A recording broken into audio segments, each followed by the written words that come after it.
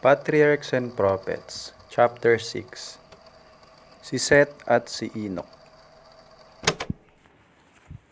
Ang kabanatang ito ay batay sa Genesis chapter 4, verse 25 hanggang chapter 6, verse 2. Kay Adan ay ibinigay ang isa pang anak upang maging tagapagmana ng banal na pangako, tagapagmana ng espiritual na pagkapanganay, ang pangalang Seth, na ibinigay sa anak na ito ay nangangahulugang inilaan o kapalit. Ukol sa ayon sa ina, binigyan ako ng Diyos ng ibang anak na kahalili ni Abel, sapagkat siya'y pinatay ni Cain. Si Seth ay may higit na matipunong tindig kaysa kay Cain o Abel, at higit na mas kahawig ni Adan kaysa sa ibang mga anak niya. Siya ay may mabuting ugali, sumusunod sa mga hakbang ni Abel. Subalit, wala siyang higit na kabutihan kaysa kay Cain. Tungkol sa pagkakalalang kay Adan ay sinabi, ayon sa larawan ng Diyos, siya nilalang. Subalit ang tao, matapos ang pagkahulog, ay nagkaanak ng isang lalaking kanyang wangis na hawig sa kanyang larawan. Samantalang si Adan ay nilalang na walang kasalanan ayon sa wangis ng Diyos, si Seth, tulad ni Cain, ay nagmana ng nagkasalang likas ng kanyang mga magulang. Subalit siya rin ay tumanggap ng kaalaman tungkol sa tagapagtubos at mga tagubilin tungkol sa katuwiran.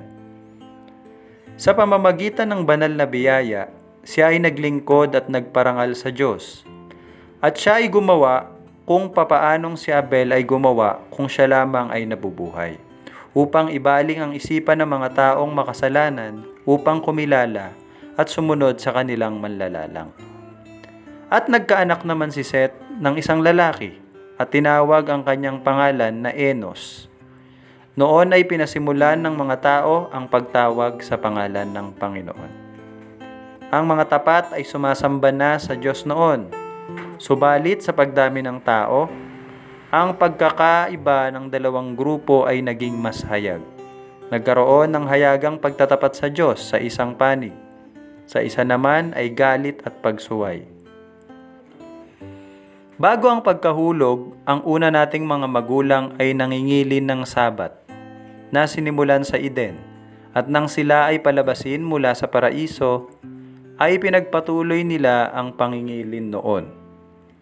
Kanilang natikman ang mapait na bunga ng pagsuway at natutunan kung paanong ang lahat na sumalansang sa utos ng Diyos, paglaon ay nakababatid na ang mga banal na utos ay banal at hindi maaring mabago, at ang kabayaran ng pagsalangsang ay tiyak na ipapataw. Ang Sabat ay ipinangilin ng lahat ng mga anak ni Adan na natiling tapat sa Diyos. Subalit si Cain at ang kanyang mga lahi ay hindi kumilala sa araw na ipinagpahinga ng Diyos. Pinili nila ang sarili nilang panahon ng paggawa at pamamahinga sa kabila ng hayag na utos ng Diyos. Sa pagkatanggap ng sumpa ng Diyos, si Cain ay umalis na sa tahanan ng kanyang ama. Una niyang pinili bilang kanyang gawain ang magbungkal ng lupa. At ngayon, siya ay nagtatag ng isang lunsod at tinawag iyon sa pangalan ng panganay niyang anak. Siya ay nakalabas na sa harapan ng Panginoon. Itinakwil na niya ang pangako tungkol sa pagsasauli ng Eden upang maghanap ng kanyang kayamanan at kaligayahan sa lupa sa ilalim ng sumpa ng kasalanan. Kung kaya't tumatayo bilang ulo ng isang malaking grupo ng mga tao na sumasamba sa Diyos ng sanlibutan. At tungkol sa pawang makalupa at material na pagsulong, ay kinilala ang kanyang mga anak. Subalit sila ay nagwawalang bahala sa Diyos at salungat sa kanyang mga layunin para sa tao. Sa krimen ng pagpatay na pinangunahan ni Cain, si Lamech ang ikalima sa hanay, ay dinagdag ang pag-aasawa ng higit sa isa at nagmamalaking sumusuway sa Diyos. Kinilala lamang niya ang Diyos upang mula sa paghihiganti ni Cain ay matiyak ang sarili niyang kaligtasan. Si Abel ay namuhay bilang isang pastol nanirahan sa mga tolda o kubo, at ganon din ang sinundan ng mga anak ni Seth. Ibinibilang ang kanilang mga sarili na pawang taga-ibang bayan at manlalakbay sa ibabaw ng lupa. Nagnanasa ng lalong magaling na lupain. Hebreo 11 verse 13 and 16. Sa ilang panahon, ang dalawang grupo ng tao ay nanatiling magkahiwalay. Ang lahi ni Cain sa paglaganap mula sa una nilang tinirahan ay kumalat sa kapatagan at mga lambak kung saan ang mga anak ni Seth ay nanirahan. At ang isang grupo naman, upang makaiwas sa kanilang masamang impluensya, sila ay nagtungo sa mga bundok at doon nanirahan. At samantalang ang paghihiwalay na ito ay nananatili, naingatan nila sa kadalisayan ang pagsamba sa Diyos. Subalit sa paglipas ng panahon, sila ay nangahas unti-unti upang makisalamuha sa mga naninirahan sa mga lambak. Ang pakikisalamuhang ito ay nagbunga ng hindi mabuti. Nakita ng mga anak ng Diyos na magaganda ang mga anak na babae ng mga tao. Ang mga anak ni Seth, naakit ng kagandahan ng mga anak na babae sa lahi ni Cain, ay nagpalungkot sa Panginoon sa pamamagitan ng pakikipag-asawahan sa kanila. Marami sa mga sumasamba sa Diyos ang nasuong sa pagkakasala sa pamamagitan ng mga pang-akit na mamalagi sa kanilang harapan at naiwala nila ang kanilang kakaiba at banal na pagkatao. Sa pakikisalamuha sa mga taong ubod ng sama, sila ang naging tulad nila sa espiritu at sa gawa. Ang mga ipinagbabawal ng ikapitong utos ay kinalimutan at sila'y nagsikuha ng kani-kaniyang asawa sa lahat ng kanilang pinili. Ang mga anak ni Seth ay lumakad sa daan ni Cain.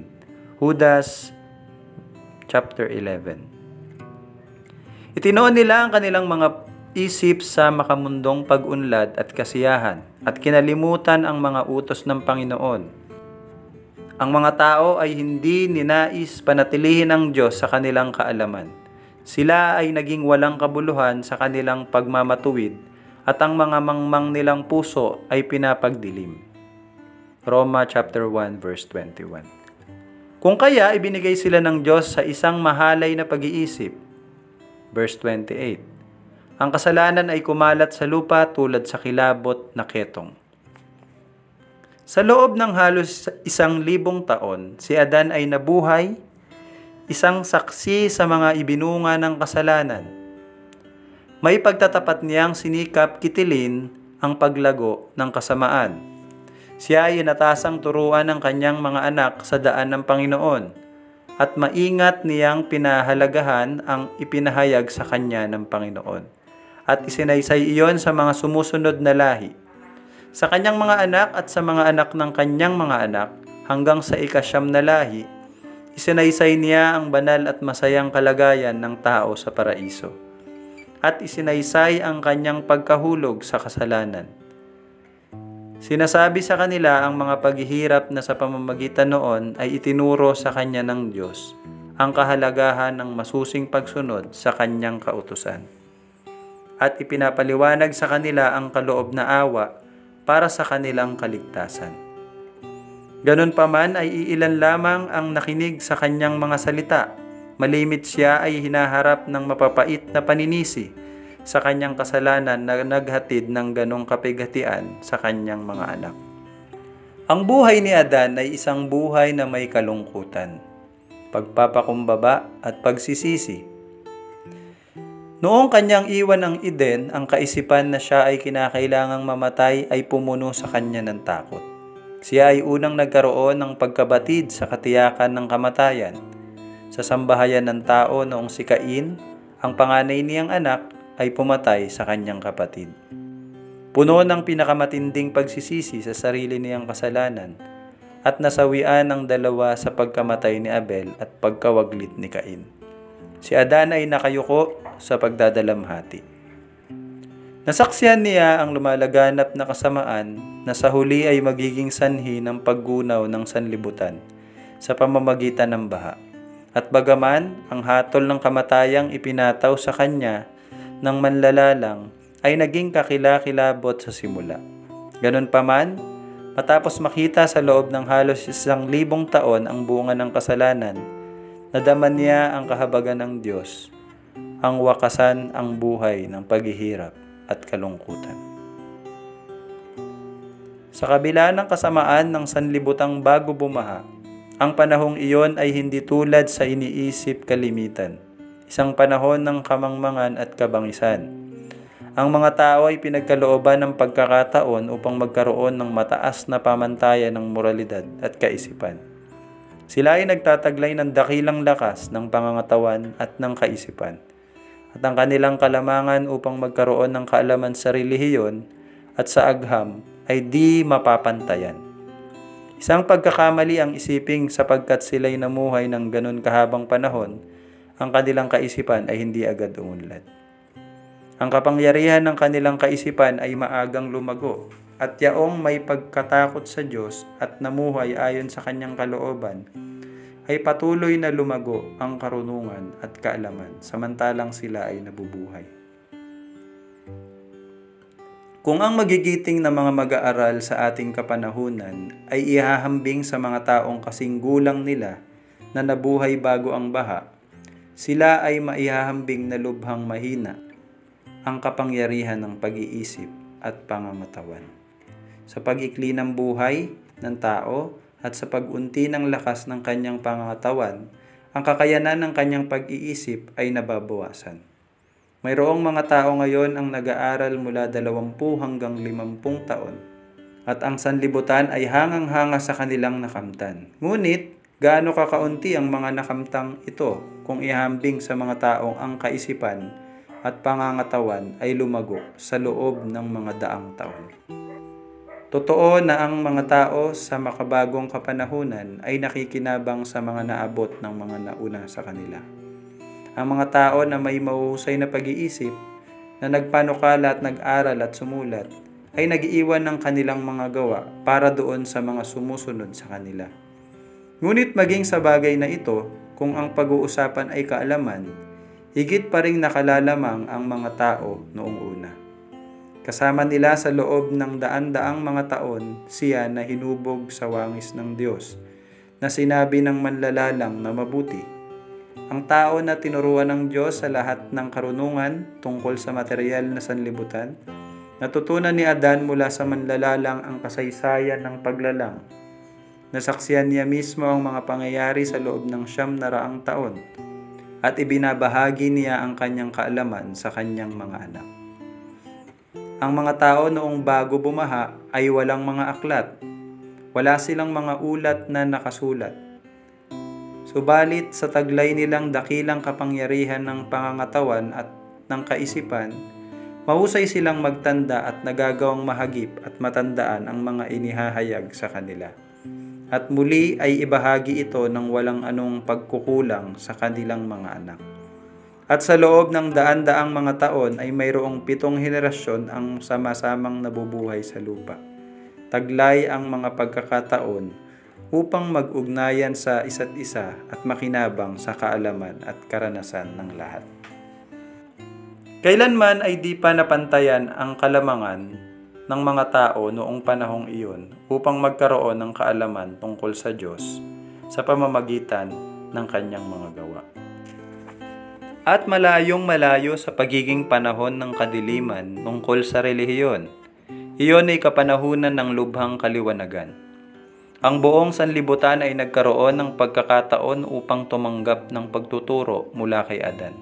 At yaong mga may pagkatakot sa Panginoon, ang tagapagturo ay si Kristo at ang mga anghel. At mayroon silang matahimik na patotoo para sa katotohanan sa halamanan ng Diyos, na sa loob ng maraming daang taon ay nanatili sa sangkatauhan. Sa pintuang daan ng paraiso na binabantayan ng kerubin, ang kalwalatian ng Diyos ay nahahayag, at doon ay pumupunta ang mga unang sumasamba. Dito nakalagay ang kanilang mga altar at dinadala ang kanilang handog. Dito si Cain at Abel nagdala ng kanilang hain at ang Diyos ay nagpakababa upang makipag-ugnayan sa kanila. Hindi maitatanggi ng mga walang paniniwala ng pagkakaroon ng Eden samantalang iyon ay nakikita nila. Ang pasukan ay nahaharangan ng mga nagbabantay na anghel. Ang pagkakasunod-sunod ng paglalang, ang layunin ng halamanan, ang kasaysayan ng 2 punong kahoy doon na may malaking kinalaman sa kahinatnan ng tao ay mga katotohanang hindi maitanggi. Ang pagkakaroon ng Diyos at ng kanyang pagiging makapangyarihan sa lahat, ang mga kahilingan sa kanyang kautusan, ay mga katotohanang hindi basta pagdududahan samantalang si Adan ay kasama nila. Sa kabila ng lumalaganap na kasamaan, ay mayroong hanay ng mga taong banal, iniangat at pinarangal ng pakikipag-ugnayan sa Diyos, ang namuhay tulad sa nakikisalamuha sa langit. Sila ay mga lalaki na may dakilang kaisipan ng mga kahangahangang kakayanan. Sila ay may dakila at banal na layunin upang maghubog ng pag-uugali ng katuwiran, upang magturo ng kabanalan, hindi lamang sa mga lalaki noong kanilang kapanahunan, kundi pati sa mga lahi sa hinaharap. Ilan lamang sa mga pinakatanyag ang nabanggit sa kasulatan, subalit sa buong kapanahunan ang Diyos ay may mga tapat na saksi, mga tapat ang puso sa pagsamba. Tungkol kay Enoch ay nasulat na siya ay nabuhay sa loob ng 65 taon at nagkaanak ng isang lalaki, at pagkatapos noon ay lumakad siyang kasama ng Diyos sa loob ng 300 taon. Sa panahon ng mga naunang taong ito, si Enoch ay umibig at natakot sa Diyos at sumunod sa kanyang mga utos. Isa siya sa hanay ng mga banal, mga tagapag-ingat ng tunay na pananampalataya, tagapagdala ng ipinangakong binhi. Mula sa mga labi ni Adan ay nalaman niya ang madilim na kasaysayan ng pagkahulog at ang isang nakapagpapasya tungkol sa biyaya ng Diyos na inihahayag ng pangako. At siya ay umasa na ang manunubos ay darating. Subalit, pagkasilang ng kanyang panganay na anak, si Enoch ay nakarating sa isang mataas na karanasan. Siya ay nagkaroon ng malapit na relasyon sa Diyos. Higit niyang nadama ang kanyang obligasyon at tungkulin bilang anak ng Diyos. At samantalang nakita niya ang pag-ibig ng sanggol sa kanyang ama at ang simpleng pagtitiwala nito sa kanyang pag-iingat, samantalang nadama niya ang malalim at nag-aalab na kahinahunan ng kanyang puso para sa panganay na iyon, nabatid niya ang isang mahalagang aral tungkol sa kahangahangang pag-ibig ng Diyos sa tao, sa pagkakaloob ng kanyang anak, at pagtitiwala na maaring pagpahinga ng mga anak sa kanilang makalangit na Ama. Ang walang hanggan at hindi malirip na pag-ibig ng Diyos sa pamamagitan ni Kristo ay naging paksa ng kanyang pagmumuni-muni araw at gabi. At sa buong sigla ng kanyang kaluluwa ay sinikap niyang ihayag ang pag-ibig na iyon sa mga tao sa kinaroroonan niya. Ang paglakad ni Enoch na kasama ng Diyos ay hindi sa pangitain o pagkawala ng ulirat, kundi sa lahat ng tungkulin sa kanyang pang-araw-araw na buhay. Siya ay hindi naging isang ermitanyo na nakukublihan mula sa sanlibutan, sapagkat siya ay may isang gawain na dapat gampanan para sa Diyos sa sanlibutan. Sa sambahayan at sa kanyang pakikisalamuha sa tao, bilang asawa at ama, kaibigan at mamamayan, siya ay naging tapat, hindi ng lulupaypay na lingkod ng Panginoon. Ang kanyang puso ay sang-ayon sa kalooban ng Diyos, sapagkat makalalakad baga ang dalawa na magkasama, liban na sila'y magkasundo. Amos 3 verse 3. At ang banal na paglakad na ito ay nagpatuloy sa loob ng 300 taon. Ilan lamang sa mga Kristiyano ang hindi magiging higit na masugid at natatalaga kung alam nila na mayroon na lamang silang maikling panahon upang mabuhay. O kaya'y kung ang pagdating ng Panginoon ay mangyayari na. Subalit ang pananampalataya ni Enoch ay lalong tumibay at ang kanyang pag-ibig ay lalong naging marubdob, samantalang ang mga daang-daang taon ay lumilipas. Si Enoch ay isang tao na may malakas at lubhang nasanay na kaisipan at may malawak na kaalaman.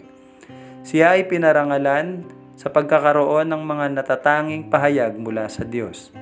Ganun pa man, sa patuloy na pakikipag-ugnayan sa langit, taglay ang pagkadama sa banal na kadakilaan at kasakdalan na sa tuwin ay kaharap niya, siya ay naging isa sa mga pinakamababa ang loob na tao.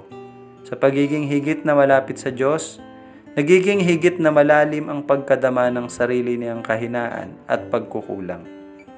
Sa pagkabahala sa lumalagong kasamaan ng mga makasalanan at sa pangamba na ang kanilang hindi pagkilala sa Diyos ay maaaring makabawas sa kanyang paggalang sa Diyos, si Enoch ay umiwas sa patuloy na pakikisalamuha sa kanila at gumugol ng maraming panahong nag-iisa sa pagmumuni-muni at pananalangin.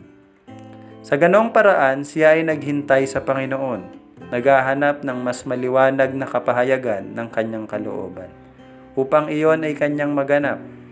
Para sa kanya, ang panalangin ay tulad sa paghinga ng kaluluwa. Siya ay namuhay sa mismong kapaligiran ng langit. Sa pamamagitan ng mga banal na anghel, ay ipinahayag ng Diyos kay Enoch ang kanyang panukala ng gunawin ang sanlibutan sa pamamagitan ng isang baha. At binuksan sa kanya ang marami pang tungkol sa panukala ng pagtubos. Sa pamamagitan ng espiritu ng hula ay kanyang dinala siya hanggang sa iba't ibang lahi na mabubuhay pagkalipas ng baha. At ipinakita sa kanya ang mga dakilang pangyayari, kaugnay ng ikalawang pagdating ni Kristo at ng wakas ng sanlibutan. Si Enoch ay nagkaroon ng pagkabalisa tungkol sa mga patay.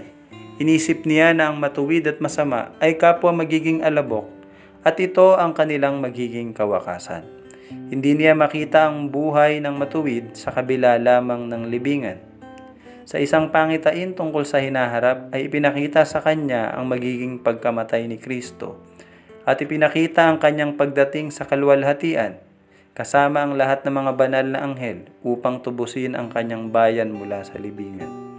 Nakita rin niya ang masamang kalagayan ng sanlibutan sa ikalawang pagdating ni Kristo, na magkakaroon ng mayabang, mapagkunwari, lahi ng sarili lamang na kalooban, tumatangging sumampalataya sa natatanging Diyos at sa Panginoong Hesukristo, niyuyurakan ang kautusan at minamaliit ang pantubos. Nakita niya ang mga matuwid na may putong ng kaluwalhatian at karangalan. Tang masama ay nalipol mula sa harapan ng Panginoon at tinupok ng apoy. Si Enoch ay naging tagapangaral ng katuwiran. Ipinapaalam sa mga tao kung ano ang inihayag sa kanya ng Diyos. Yaong mga may pagkatakot sa Panginoon ay nagsikap na makita ang banal na taong ito, upang makibahagi sa kanyang pagtuturo at pananalangin. Siya rin ay gumawa para sa madla, dinadala ang mga pabalita ng Diyos sa lahat ng makikinig sa mga babala. Ang kanyang paggawa ay hindi limitado sa mga anak ni Seth. Sa lupang pinuntahan ni Cain sa pagsisikap niyang makalayo sa Diyos, ipinakita ng propeta ng Diyos ang mga kahangahangang bagay na ipinakita sa kanya sa pangitain. Narito kanyang inihayag, dumating ang Panginoon na kasama ang kanyang mga kalaksalaksang banal upang isagawa ang paghuhukom sa lahat at upang sumbatan ang lahat ng masasama sa lahat ng kanilang mga gawang masasama. Judas 14 and 15. Siya ay isang walang takot na tagapaghayag ng kasalanan. Samantalang ipinangangaral niya ang pag-ibig ng Diyos na kay Kristo sa mga taon noon at nakikiusap sa kanila na iwanan ang kanilang mga masamang gawa, ay inihayag niya ang kanyang galit sa lumalaganap na kasamaan at binabalaan ng mga tao sa kanilang lahi na ang hatol ay tiyak na ipapataw sa makasalanan. Ang Espiritu ni Kristo ang nagsalita sa pamamagitan ni Enoch. Ang Espiritong iyon ay nahahayag hindi lamang sa pagbigkas ng pag-ibig, pakikiramay at pagsusumamo. Hindi lamang malalambot na bagay ang sinalita ng mga banal na lalaki. Inilagay ng Diyos sa puso at mga labi ng kanyang mga lingkod ang mga katotohanang ipapahayag na matalas at nakapuputol tulad sa tabak na may dalawang talim. Ang kapangyarihan ng Diyos na ipinahayag ng mga lingkod ng Diyos ay nadama noong mga nakarinig. Ang ilan ay nakinig sa babala at iniwan ang kanilang kasalanan. Subalit ang karamihan ay pinagtawanan ang banal na pabalita at higit pang naging walang takot sa kanilang kasamaan. Ang mga lingkod ng Diyos ay nagtataglay rin ng ganong pabalita sa huling kapanahunan. At ito ay tatanggapin din ng may kawalan ng pananampalataya at may panunuya. Ang mga tao sa sanlibutan bago bumaha ay tumanggi sa mga babala niyong lumakad na kasama ng Diyos. Kaya't ganon din ang huling lahi ay tatanggi sa mga babala ng mga lingkod ng Diyos. Sa kalagitnaan ng isang buhay na may aktibong paggawa, matatag na iningatan ni Enoch ang kanyang pakikipag-ugnay sa Diyos, habang dumarami at nagiging higit na mabigat ang kanyang mga gawain. Nagiging patuloy at marubdob ang kanyang panalangin. Patuloy siyang humihiwalay sa mga nakatakdang panahon mula sa sinuman, matapos makisalamuha sa mga tao sa paglilingkod sa kanila sa pamamagitan ng pagtuturo at pagbibigay ng halimbawa. Siya ay humihiwalay upang gumugol ng panahong nag-iisa, nagugutom at nauuhaw para doon sa banal na kaalaman na ang Diyos lamang ang nakapagkakaloob. Sa ganong pakikipag-ugnayan sa Diyos, si Enoch ay dumaraing na higit at higit na nakapaghahayag ng banal na huwaran. Ang kanyang mukha ay may ningning ng banal na liwanag, maging ang liwanag na nagniningning sa mukha ni Jesus. Sa paglabas niya sa mga banal na pakikipag-ugnay na ito, maging ang mga banal ay namangha sa bakas ng langit sa kanyang katawan. Ang kasamaan ng tao ay nakarating na sa hangganang ang pagkagunaw ay ipataw sa kanila. Samantalang ang mga taon ay lumilipas, ay higit na lumalala ang baha ng kasamaan ng tao, at higit na maitim ang namumuong ulap ng banal na hatol.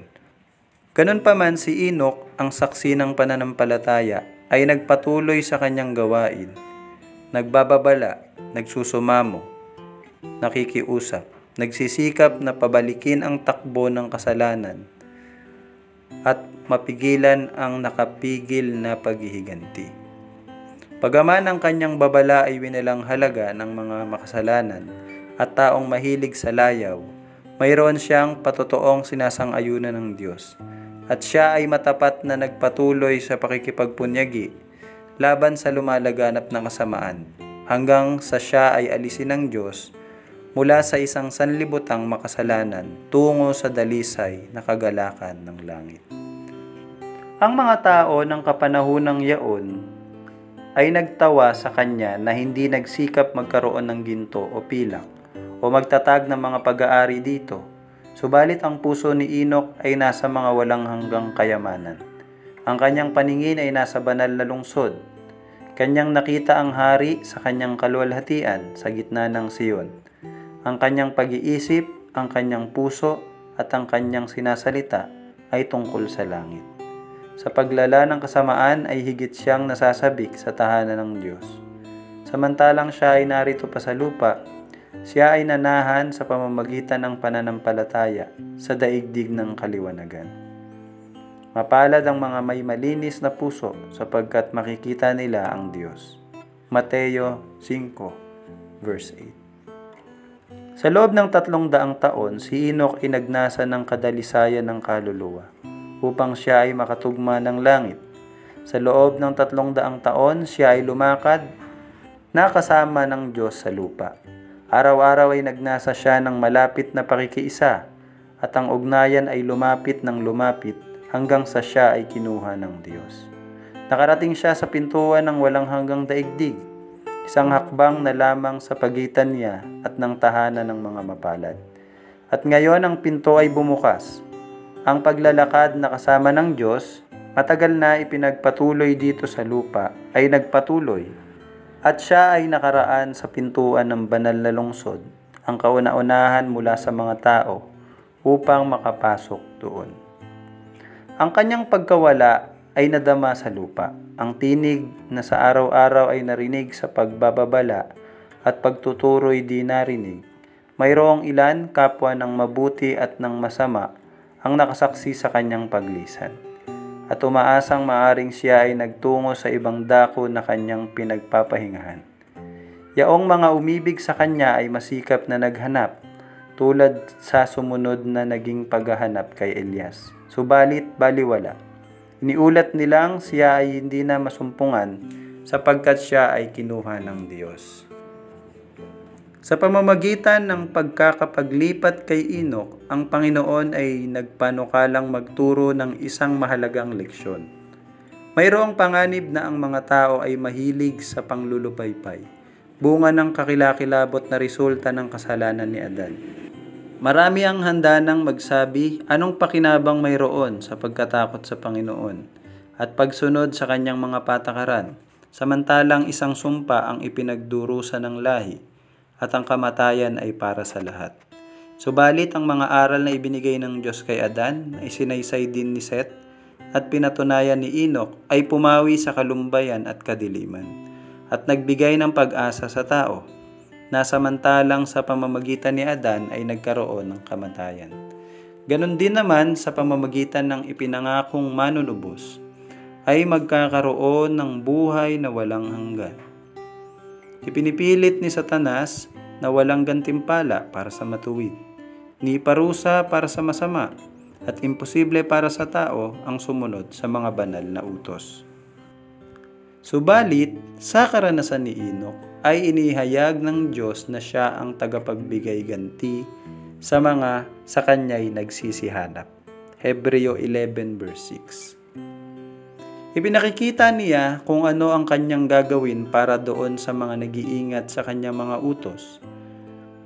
Ang mga lalaki ay tinuruan na maaaring masunod ang mga utos ng Diyos, na samantalang namumuhay sa kalagitnaan ng makasalanan at marumi, magagawa nila sa pamamagitan ng biyaya ng Diyos ang tanggihan ang tukso, at maging dalisay at banal.